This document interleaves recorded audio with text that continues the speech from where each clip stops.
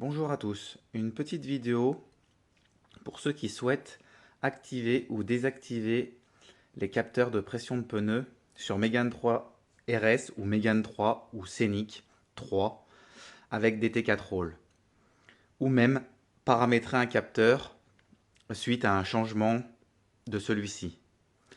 Donc, ouvrir DT4 Roll, aller choisir son véhicule, donc X95 Mégane Scénic 3, après BCM 95 SW25 version 1.1.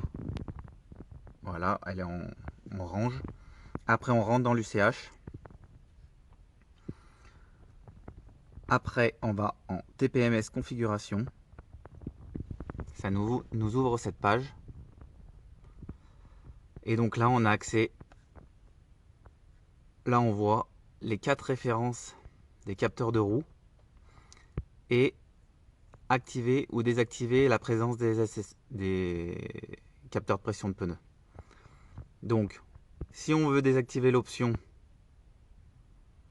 on met with, without. Et si on veut l'activer, on met with. Après, pour programmer un capteur, on va ici, on tape la référence de nos capteurs. Donc roue 1, roue 2, roue 3, roue 4. Et on met send. Bien sûr, on active en haut l'icône en mode expert, sinon on ne peut pas activer.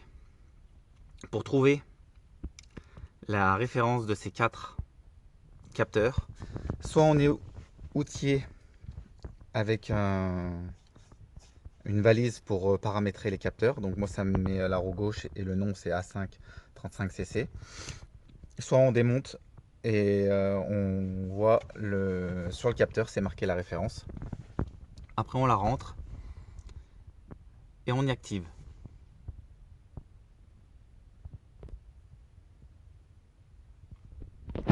Et après on peut aussi aller dans l'onglet TPMS, la lecture de l'identité des TPMS. Et là on peut rentrer si jamais on a un jeu été ou hiver. Jeu été, jeu hiver, on peut le paramétrer.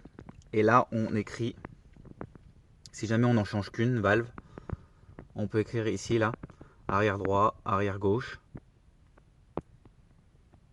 Et on valide.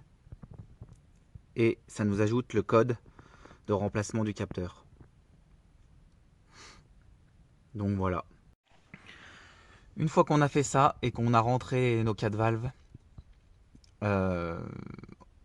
on faut aller rouler avec le véhicule quelques kilomètres, le temps que le calculateur comprenne et prenne en compte la nouvelle référence du nouveau capteur.